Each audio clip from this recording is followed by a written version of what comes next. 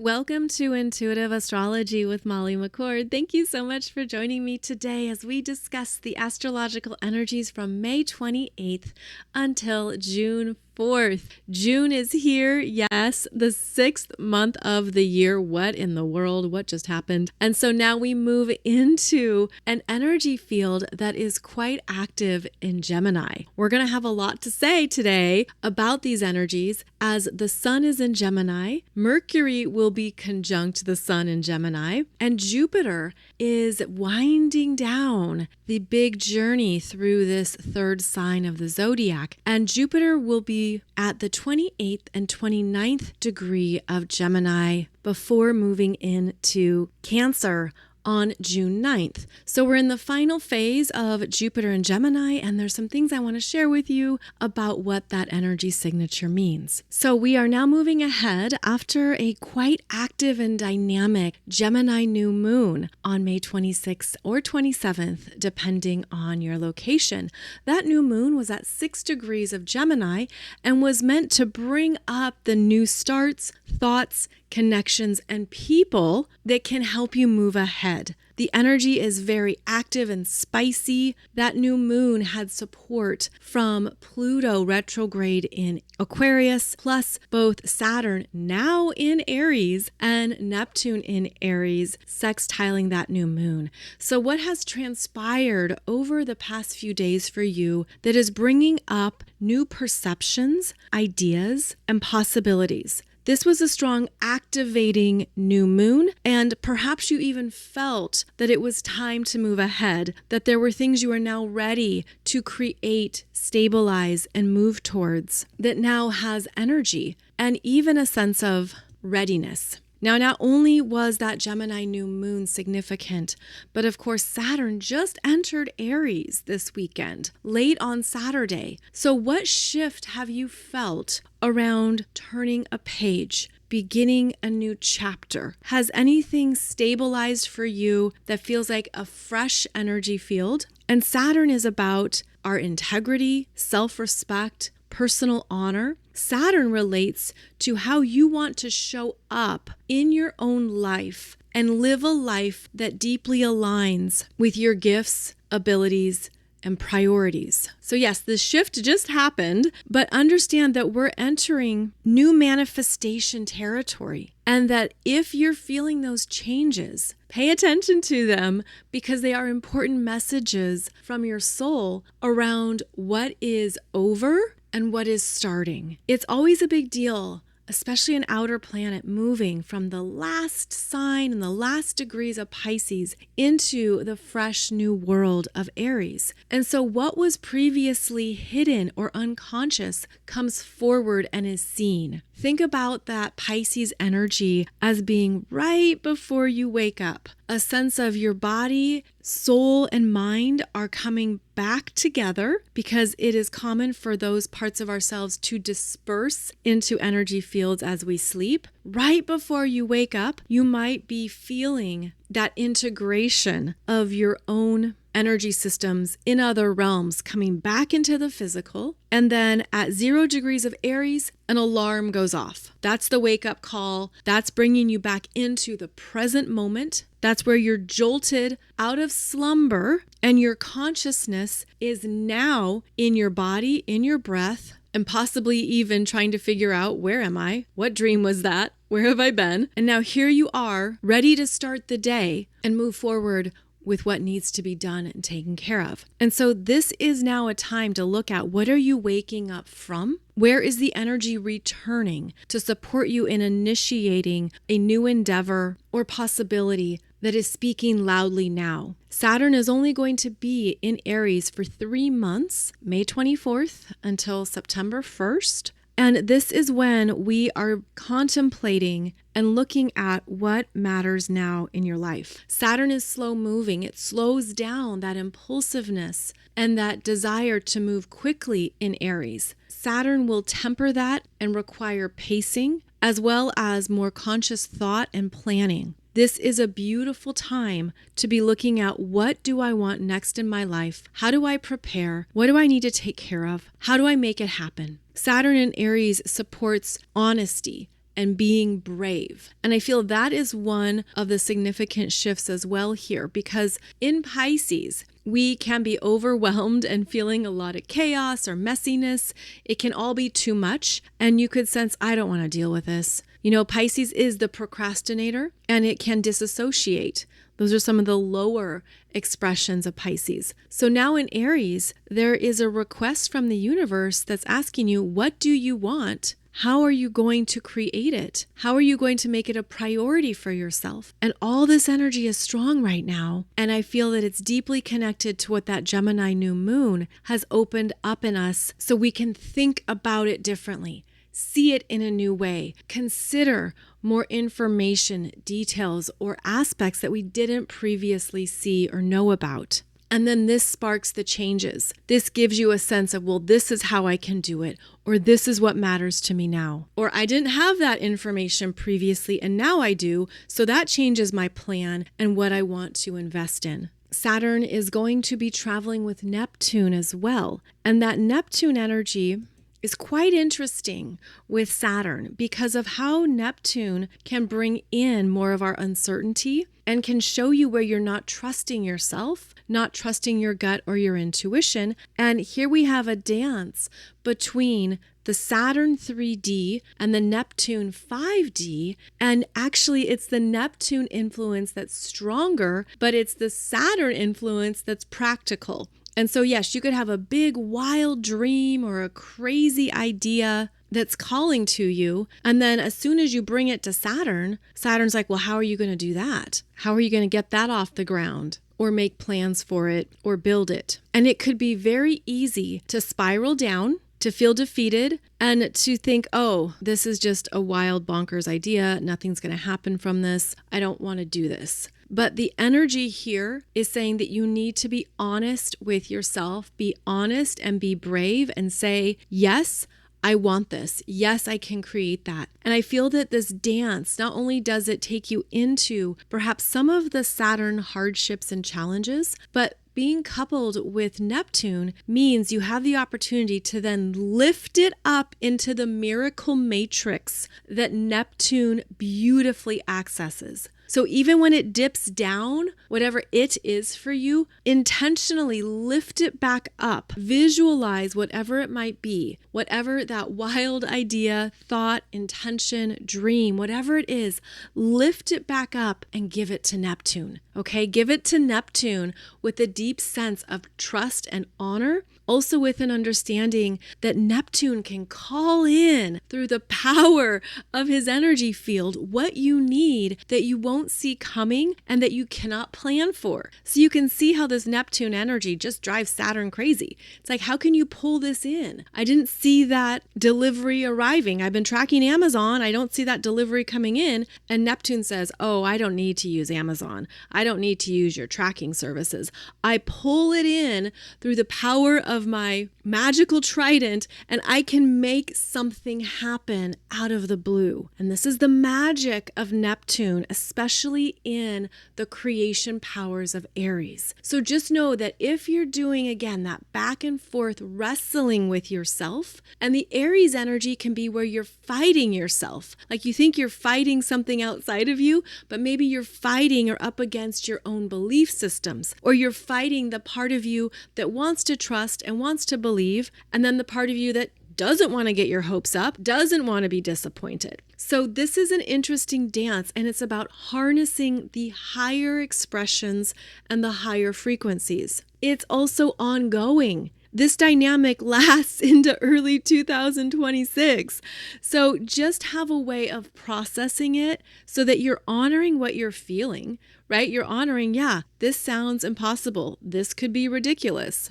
But make sure you're not turning it against yourself, because sometimes what Saturn in Aries does is it brings up this questioning around, well, who am I to believe this is possible? Who am I to have this dream or to think I could do this in the world? And one response is, who are you not to? Why not you? Why not you? You are here to have your dreams, to have your experiences, to dream bigger, to go further. Why not you? Like, there is no market on who gets to have a big dream or who gets to follow and create what they want. Of course you. Of course you. So you've got to also monitor your internal thoughts and how they relate to deeper belief systems that are preventing you from aligning with what you want to manifest. So Saturn in Aries, Neptune in Aries traveling together could be creating some internal storms. But when you go higher and you're accessing those miracle matrix frequencies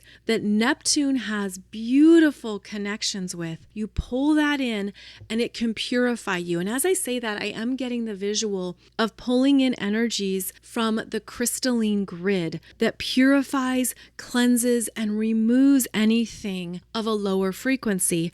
And I'm seeing it as these very powerful downloads of light that we can call in and run through all of our chakras, and that would be one way to look at where you're getting stuck and tangled up in energies that you're not meant to create from. So we're going to need to be basically constantly purifying ourselves so that the crystalline light energy runs pure and powerfully through all of our energy fields, especially the mind, because we are in Gemini season at this time. Now, what's fascinating about this particular Gemini season is that the sun in Gemini is peregrine most of the month. That means the sun in Gemini is traveling on its own and is not making very many transiting aspects to the other planets. So when the sun is peregrine, it's a lone wolf. He does what he wants, as he wishes, when he wants. This is a sun in Gemini that isn't answering or in communications with other energy fields. And this can show up through various ways. For example, that sun in Gemini could feel like you're in your own thoughts more than normal, that you're not sure who to talk about something with. You have things on your mind, but who do you trust or who do you go to? It could feel like there's just more swimming through that you're trying to figure out, and you're not quite sure how to move it. Now, the best way to move Gemini energy is through writing, speaking, and emptying the mind in some capacity. So even if there's something going on for you and you're not sure who to take it to, write it out, speak it out to yourself, move the energy, and sometimes even just hearing yourself speak can be quite fascinating. Hearing your own voice or hearing your own thoughts aloud can be helpful and supportive. Now, of course, I'm mentioning the sun in Gemini is peregrine because it's not connecting to any of the other transiting planets, but it might be connecting to other planets in your own chart. So this week, you'd want to look at if the sun in Gemini is making aspects as it moves from 7 to 15 degrees of Gemini, and if that connects with other planets or points in your chart, because then that would be the outlet for how that sun in Gemini can speak and express itself. Now, at the same time as that sun is traveling by itself for most of Gemini season, we have Jupiter moving through the final degrees of Gemini. Now, specifically, Jupiter is at 27 and 28 degrees of Gemini this week, and we'll get to 29 degrees on June 5th. But I want to mention what this looks like because we're building up to some very powerful communications here. As Jupiter moves through Gemini, we've been asked to think about things in a bigger way. Expand one idea, consider new possibilities, be very intentional with your thoughts, and maybe this has even felt like your brain has expanded or that you're connecting with new ways of thinking that never were available before. Jupiter is about our personal growth, our spiritual understandings, what we believe, and what we believe in that leads us to new manifestations. Jupiter is abundance, happiness, positivity. It's very uplifting. Wants you to see the silver lining and also connect you to what you've been learning through various experiences. And it's through that learning that we grow, and that growth can also shape our belief systems. Jupiter is also about spiritual protection, spiritual connections to our off-planet guides, and Jupiter relates to what we call in for ongoing cosmic support. Jupiter has been traveling through Gemini for a year now. And in these final degrees of Gemini, there is a need to communicate or express yourself in a bigger way. So when Jupiter moves through the last 3 degrees of Gemini, there are bigger statements, a need to get something off your chest, a desire to speak up or speak out. This activates the throat chakra, and it can be a time where you want to have big words, final words, important decisions need to be made. You could be feeling that pressure that I need to stop spinning in this if you haven't said something or move it out of your brain. And so I feel that this is going to be a very interesting Gemini season, because even though that sun is not interacting with very many planets or points, there is this push to express whatever you've been sitting with and mulling over. Again, these can be big choices, important decisions. Maybe you're feeling a yes, I'm ready for this now. I want this. I'm ready to go for this, to start this project or to start this endeavor. Because sometimes with that Jupiter and Gemini, we overthink it to the point of exhaustion, and then we create anxiety and overwhelm instead of doing the thing and moving the energy outwards. So it is a time to move energy outwards and to look at what you need to communicate, especially in a powerful, respectful, and responsible way. Because Jupiter can go overboard and overdo it. There can be an impatience here. But part of harnessing the power of Jupiter and Gemini is understanding that spoken words or intentionality in your communications can really go the distance and can bring in the right people. Because Gemini is also the people you know, the people you interact with regularly. It's associated with siblings, friendships, those in your everyday environment.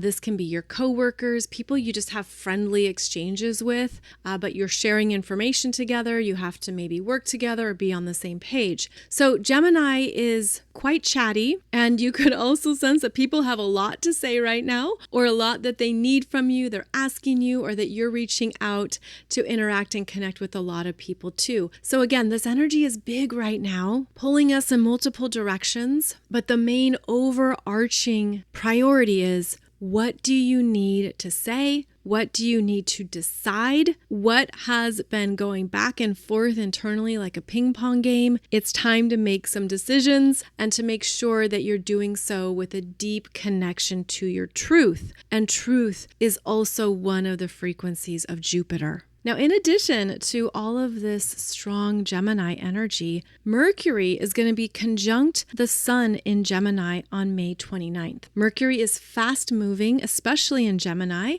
and this particular conjunction always occurs after the Mercury retrograde cycle, where Mercury then traveled behind the Sun astrologically and went back to access what was previously forgotten, hidden, or overlooked. Mercury conjunct the Sun in Gemini at 8 degrees is Mercury the messenger bringing something to the Sun that is lit up. This is exact on May 29th. Now, there's a few things to keep in mind here when we're discussing this particular conjunction with the Sun. So Mercury is in one of his home signs of Gemini, which strengthens Mercury and means that as he makes this conjunction to the Sun, which moves him into the heart of the Sun and is a cazimi conjunction, Mercury is what's called in his chariot. He's in his chariot because he's in one of his ruling signs of Gemini, which strengthens him. He doesn't get burned up by the sun's rays.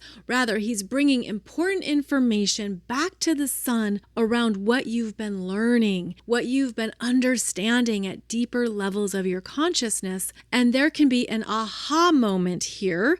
Again, it's conjunct May 29th, where you get something, whether that is internally, you have an understanding, something clicks, an idea comes through and you're like, wow, why didn't I see that before? Or you could receive an important communication, impactful messages, or a significant conversation occurs that is designed to move you forward. And that's one of the factors here of Gemini. Let's get on with it. Let's move on to the next thing. Let's have a conversation and see where it goes. So here we have an invigorated Mercury conjunct the Sun, bringing in key information, communications, and decision making. So this is really one of the only aspects that the Sun in Gemini experiences. And so after this conjunction on May 29th, the Sun then moves on and is peregrine until there is a sextile to Chiron in Aries on June 17th. I think of that Mercury coming up behind the sun, especially in Gemini, as someone who needs to reach you, someone who needs to say something, who wants your attention, who's trying to communicate. So keep in mind that you might have some unexpected news or developments here when Mercury is conjunct the sun, because now Mercury then moves ahead of the sun and is getting on with things, which can help move the mind forward as well. For example, when Mercury is traveling behind the sun, you can be stuck in the past, overthinking past issues, conversations, or circumstances. The conjunction to the sun clears the air, brings in new frequencies. It's just a burst of light. And then Mercury is refreshed in Gemini and moves ahead. Now, keep in mind, if this conjunction is in a different astrology sign, the experience is different, right? If it's in Cancer or if it's in Scorpio or Capricorn, then the energy is different. But in Gemini, it's meant to move you forward. It's meant to shift your mind and perceptions with new light, the new light of the sun, and then set you free to move on to the next thing. So again, that's on May 29th. Then on June 1st, Venus is conjunct Chiron in Aries at 25 degrees. And then on June 4th, Venus in Aries sextiles Jupiter in Gemini at 28 degrees. So here we have Venus in Aries working with both Chiron and Jupiter this week and supporting her after that big retrograde journey that we've talked so much about. So now Venus is in a fuller ownership of who she is. There has been the rebirth and renewal. She has been deeply empowered to know herself even more. And as she has this conjunction with Chiron, it's going to bring up a soft spot, something within her that she's meant to accept and fully love, even if it feels vulnerable and perhaps temporarily debilitating. Chiron has frequencies from the past, where she's been, what she's experienced, what has shaped her and formed her. And so there could be something that feels like a remembrance of what you've been through, of what you've had to move away from. In Aries, it definitely impacts who you are now in some way, meaning I feel this particular conjunction between Venus and Chiron can show you what you have healed and how far you've come in a certain experience, situation, or area of knowing yourself. But then there can be these messages or reminders of what it was or what you've been through. The conjunction to Chiron feels personal in Aries, and Chiron is in new territory here. Chiron hasn't been at 25 degrees of Aries, and so this could bring up a new aspect of self that you need to pull in close and work with, that you're ready to heal now. Because it's in new degree territory, a new wound or a different version or new take on a wound appears. This is on June 1st, and then a few days later on June 4th, Venus has a sextile to Jupiter in Gemini, which reminds her what she's been learning, what she's been understanding about who she is, and to also pull in more ways of connecting with these lessons. Jupiter will expand our minds, right? And it wants us to see something in a different way and from a higher vantage point. So whatever might come up on June 1st, then Venus interacting with Jupiter says, well, consider it this way, or look at it from this angle, or understand how universal this is, or that you're not the only one, because sometimes that Venus in Aries, she gets too focused only on herself and she lacks objectivity. So there needs to be a detachment here to say, well, it could be good to talk about this with someone, just to know you're not alone. It's not only about you, and some new insights might help you to see this in a better way. Venus is almost done in her Aries journey. She will enter Taurus on June 5th, and that is her home sign, her home turf, where she can take a deep exhale, relax into a more calm, grounding energy field, and also feel a slowdown that I think she's really ready for. So again, that shift into Taurus on June 5th could feel like I finally can take a break here and look at what I need that will support me at this time, what would feel good, and how to simplify my priorities after a very big 2025 Venus experience. experience. The Venus energy has been really intense here in 2025. Maybe you felt like you've had to be on your toes. You've had to keep going. You can't take a break. You have to keep moving through something and stay on top of it. The intensity that Venus has been traveling through is rare. And I feel that as she moves into Venus,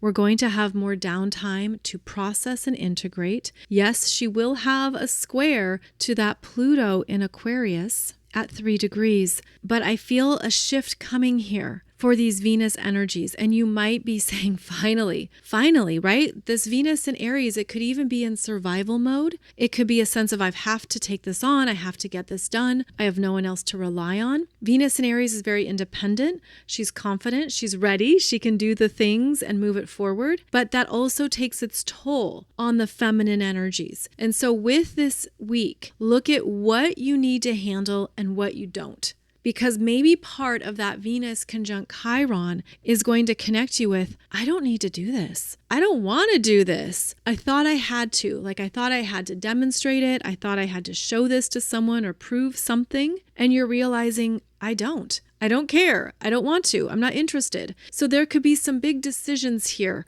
which I think is basically the overall theme of this week, as I've talked a lot about the Gemini energy and what that means at this time. I'm picking up on the energy of peacefulness. You know how after you make a decision, the energy can feel calmer and clearer? I think that's going to be one of the gifts here of this powerful Gemini season. Making decisions intentionally with a deep connection to your truth is going to feel like relief, like you don't have to overthink it or consider all the possibilities, and that you could feel this beautiful alignment as well, like a new confidence around whatever was fragmenting your field. Now there's a sense of, this is what I want, this is what I'm doing, this is what I'm going to move towards. And if you're not there, ask for support. Ask for the universe to help you move into that state of mental clarity and peace. Ask for your guides, your angels, your off-planetary connections to show you what is the best next step and how to be relieved from the overthinking or overprocessing. Strong Gemini energy can feel like, I've got to figure this all out on my own, and yet you don't. But we have so much cosmic support right now that could really assist you and help your energy feel lighter. So as an overview, this is a week to keep moving forward based on what the Gemini new moon has activated within you. Look at what you need to say, express, or write. Trust what is honest and true. Allow that Saturn and Neptune in Aries to connect you to your truest intentions right now, being very honest with yourself as well as brave to have a new beginning, willingness to try something new and different, and to not allow any challenges, hardships, or negative internal processing to last for long, to open it up and move it into the miracle matrix frequency that reminds you that you are a powerful being who is here to create a life that is true for you without doubting or questioning whether or not you're worthy of it, and to be willing to make changes and move ahead as necessary. Mars is still charging through Leo, determined, passionate, and fueled with a new sense of personal strength. So that is also in play this week right now, even though that transiting Mars in Leo is not making any exact aspects to other planets. Now on Monday's show, I just did for you a heads up on what June is going to bring up and move us into. So I also hope that gives you insight into what you're ready for as we enter into the middle of 2025, and it's time for new chapters that could feel like you're being pressured into it, but think of it as another aspect of divine timing, showing you what's ready and how your next stages of growth are going to unfold. Now, I also want to share with you that I have a new offering to support your ascending energy, and it is an audio experience similar to listening to a podcast here that is all about focusing in on ascending your cosmic field. This is a monthly experience where you have 4 planets every month to focus on evolving, activating, and ascending through channeled messages and higher consciousness awareness. There are 4 individual audio experiences that take you into the consciousness of each planet. And so, for example, in month 1, we go into the sun's solar consciousness, the moon's lunar consciousness, Venus energy, and black moon Lilith. As each one is ascending at this time, we are always in energetic connection with everything around us. And so as we ascend, the planets are ascending as well. And this means that the planets in your chart are also seeking that support and guidance for their own ascension journey. So the idea here is to bring into your energy field more of what your personal astrology chart is awakening to at this time. So for example, when we start with the sun,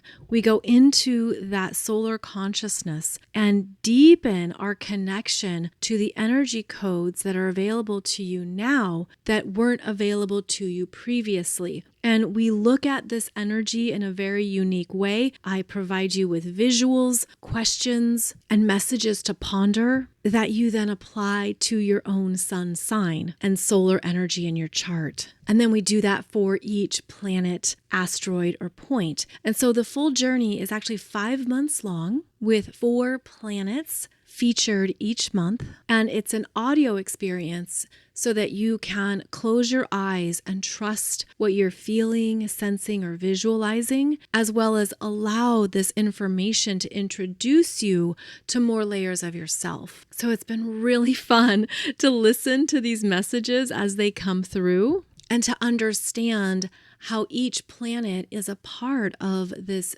bigger cosmic field that we are dancing in and moving through, but also how it might hold specific wisdom for you on your journey right now and help you piece together maybe some parts of your soul journey or some deeper imprints that you weren't aware of. So each planet holds, of course, archetypes, themes, needs, and messages, and each of these is a deeper dive into accessing that so that you can ascend the energy in yourself as well as ascend it within the cosmic whole. So if you are curious or you're interested in joining me for this journey, please check out the link in the show description. It takes you to the landing page that explains more. And I hope this is right on time for you to connect with more aspects of self that you are ready to love, welcome, and embrace. And again, it's called Ascending Your Cosmic Field, so that basically none of our energy is left behind or becomes stuck or forgotten. And I have to tell you that channeling the Black Moon Lilith energy was really fascinating. I was like, where is this going? But it was really powerful and impactful. And it also had me thinking about some things that I hadn't considered before. So that's part of this expansion as well, of course. So as always, thank you so much for joining me. I'll be back every Monday and Wednesday with a new podcast episode. Wishing you a beautiful start to June and hoping that these fast-moving frequencies are bringing you beautiful insights, breakthroughs, and developments as we move through a very zippy Gemini season. Have a great week ahead, and I'll see you back here soon.